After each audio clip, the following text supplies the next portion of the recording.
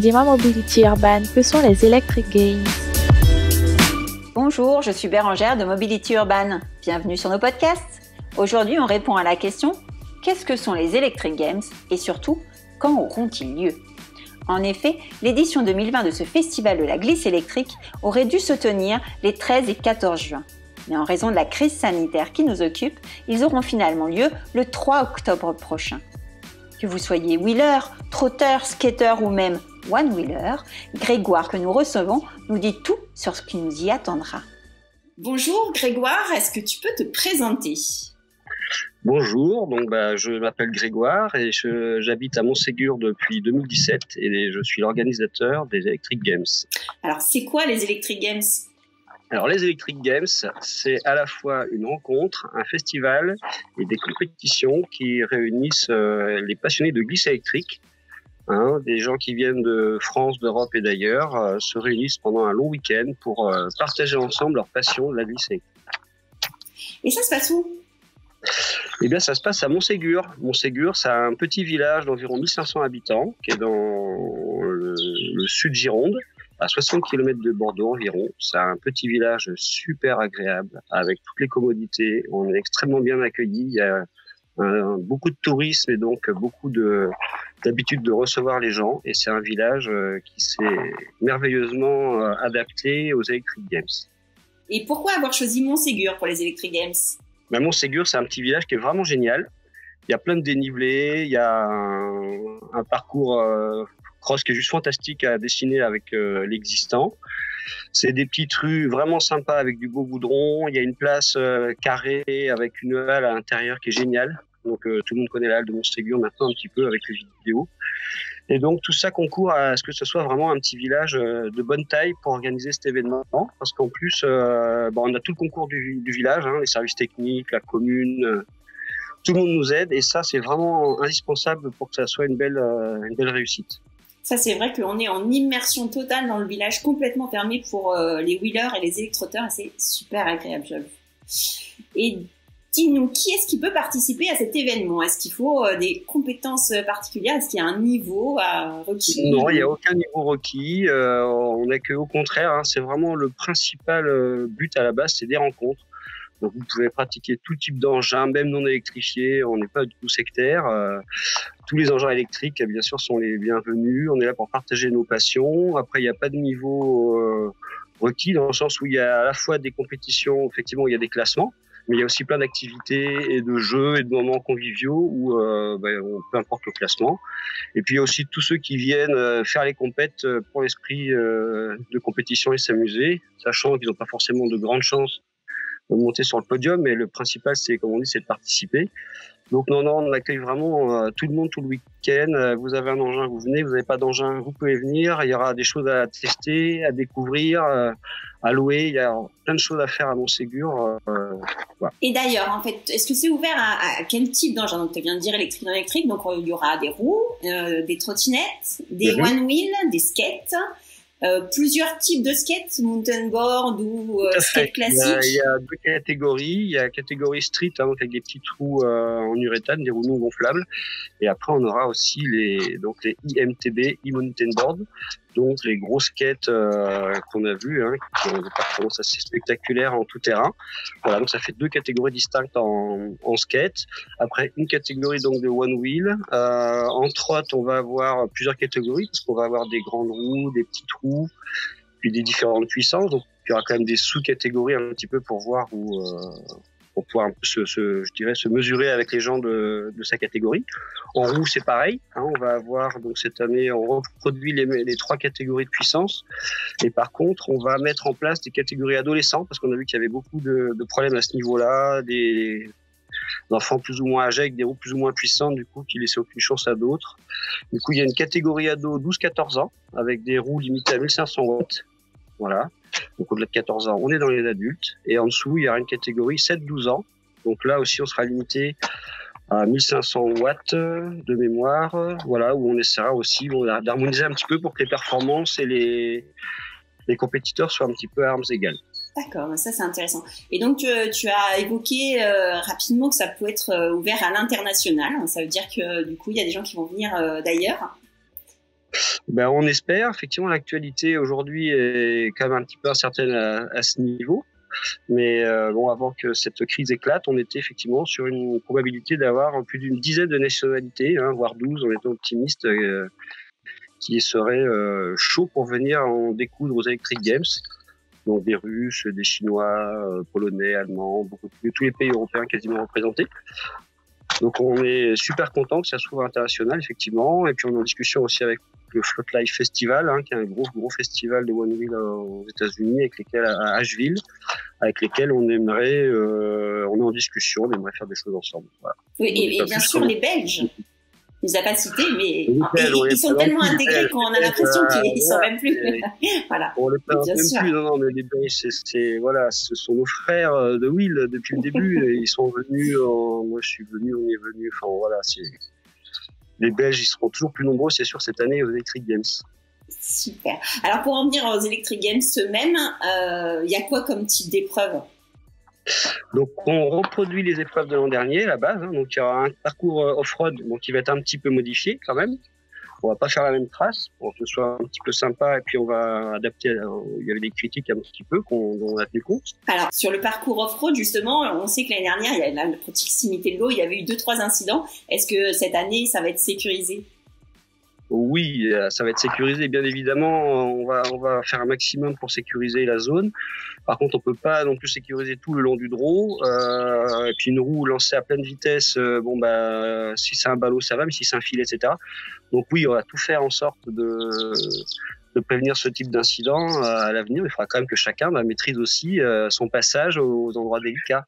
Alors après le circuit de street, là aussi, on a tenu compte de l'expérience de l'année dernière, et donc on a relocalisé. On vous prépare un super circuit de street au niveau du collège, un circuit qui va faire plus de 800 mètres, je pense. Voilà, donc qui sera type karting. On a vu comment ils se sont super bien débrouillés au Winter Games, donc on observe et on adapte aussi. L'intérêt, c'est que le circuit donc sera accessible l'ensemble du week-end. Ça sera pas dans les rues, donc avec des périodes, des heures, si tu veux, où on pouvait circuler, le mettre en place, et des heures où on n'avait plus l'autorisation. Donc là, on aura un circuit vraiment à demeure pendant les 2 jours. Et avec des moments, bien sûr, il y aura les chronométrages. Voilà, et on va faire vraiment un super circuit qui sera autonome dans le bas. Du coup, ça sera un petit peu décentré du centre-ville, mais enfin pour tous les gens qui ont des engins électriques, ça ne sera pas un souci pour venir. Oui, c'est à 300 ou 400 mètres. Oui, ça devrait voilà. aller. Et donc, voilà. Après, du coup, la halle où il y avait les modules, donc on avait fait la soirée électro-ride, on va vraiment développer ce concept, puisque là, on est en train de fabriquer d'autres modules pour faire un circuit de skate cross indoor, dont on a déjà parlé. Donc, on va doubler tous les modules de manière à ce qu'on puisse passer à 2 partout, sur tout le parcours. Donc, ça va être la même chose, le tour de la halle derrière les poteaux. Il y aura des modules sur chaque côté, et on va pouvoir faire donc des compétitions dedans à plusieurs, soit en type poursuite, donc deux par côté, et hop, on tourne comme ça, ou alors des compétitions chronométrées où on fait 2-3 tours, 3-4 tours, et on garde le meilleur tour, des choses comme ça. Et on va pouvoir aussi faire plein de jeux, et avec ce super circuit qui sera là aussi à demeure. Après, il y aura un accès quand même limité à certains moments, on y reviendra peut-être plus tard au long de l'organisation. Et puis, donc, il y aura le slalom que tout le monde connaît un petit peu aussi, et aussi grande nouveauté, qui est a priori validé, mais on va dire 95%. Il faut rester prudent, parce que là, on était en pleine discussion avec la préfecture et le département au niveau des dérogations et des autorisations, pour créer donc un circuit de rallye raid, donc un circuit de 13 km et demi qui mixe chemin et petite route. Donc il y a 60% de chemin à peu près, il y a 35% de petite route et 5% de route. Et là, donc c'est 13 km et demi. Donc ça sera un truc tout à fait innovant où il faudra faire de l'endurance plus que de la vitesse pure. Et donc là, on est assez enthousiaste à l'idée de ce nouveau parcours en plus des Electric Games. Voilà. Et donc pour le classement, a priori, pareil, on veut vraiment faire des choses plus simples et plus compréhensible pour tout le monde. Donc en gros, il y aura les 5 4 ou 5 compétitions différentes, je vais y arriver, qui seront comptabilisées parce que bon, les skates par exemple street vont pas les faire le rally raid sur les chemins ou le off-road. Donc il y a 4 ou 5 compétitions par type d'engin. On fera une moyenne, c'est ça, on additionne vos classements et on divise par 5. Et en cas d'égalité, on appliquera la règle de la catégorie reine. Alors, il y a aussi une autre épreuve dont tu n'as pas parlé, c'est l'épreuve freestyle qui évolue cette année. Alors, j'en ai pas parlé volontairement parce que là, j'ai parlé uniquement des épreuves qui sont payantes. C'est-à-dire ça, c'est les épreuves où vous venez pour faire les compétitions aux Electric Games. Vous avez ces 5 épreuves inscrites à la compétition et donc les autres le font pas. Tous ceux qui viennent pour faire d'autres choses, s'amuser, profiter, ne le font pas. Donc c'est pour ça que je les ai pas inclus dans ce programme, qui est le programme des compétiteurs.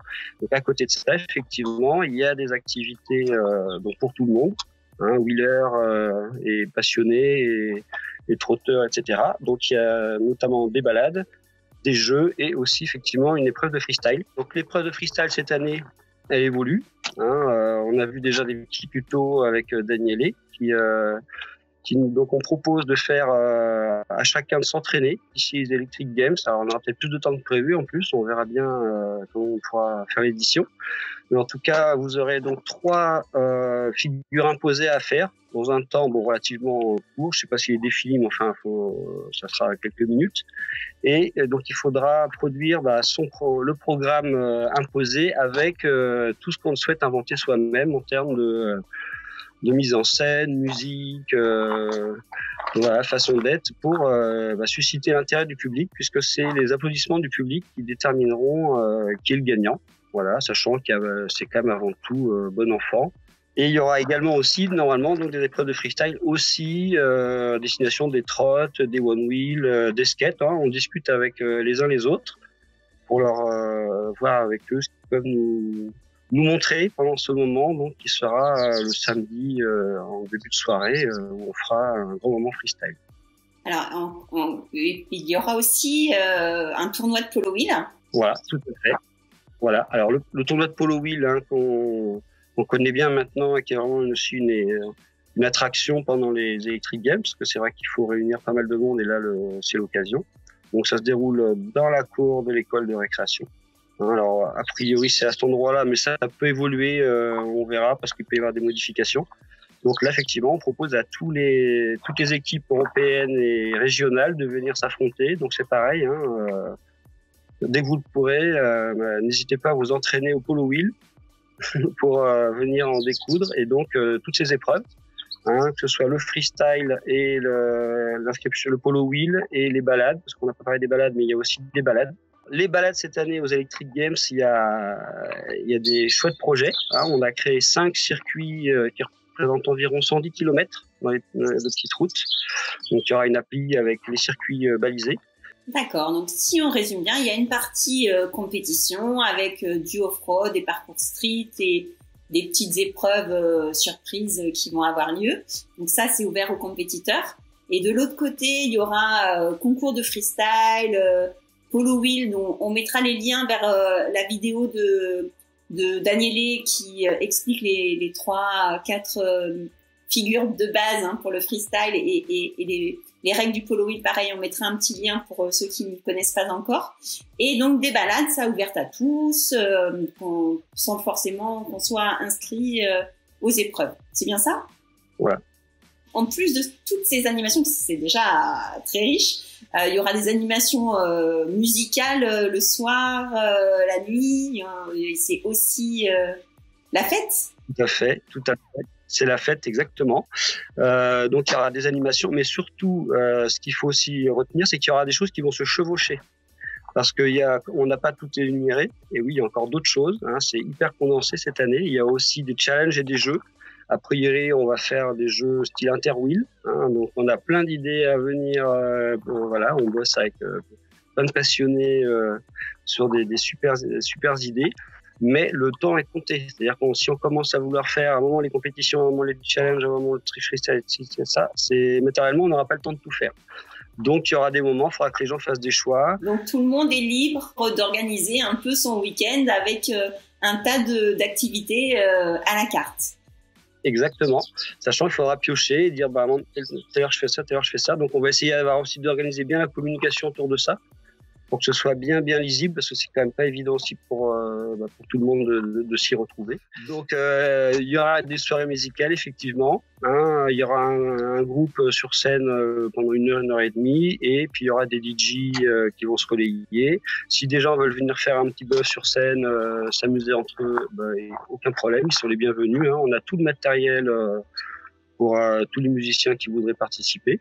Et donc, information importante, il y a l'épreuve de skate cross indoor, elle aura lieu à partir de 21h. Voilà, c'est une épreuve de night en plus, donc il faut être encore chaud à cette heure-là. Hein, donc il y aura l'épreuve de skate cross indoor, et après la soirée skate cross indoor, il y aura donc la fameuse soirée Electro Ride, voilà, où tout le monde pourra tourner sur les modules et sous la halle en musique, à non plus finir.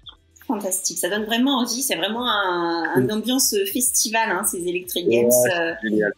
Ça donne vraiment envie. Alors on va en arriver aux conditions pratiques. Alors comment on fait pour se rendre à Montségur, parce que c'est vraiment un petit village, et du coup comment on fait pour se rendre là-bas?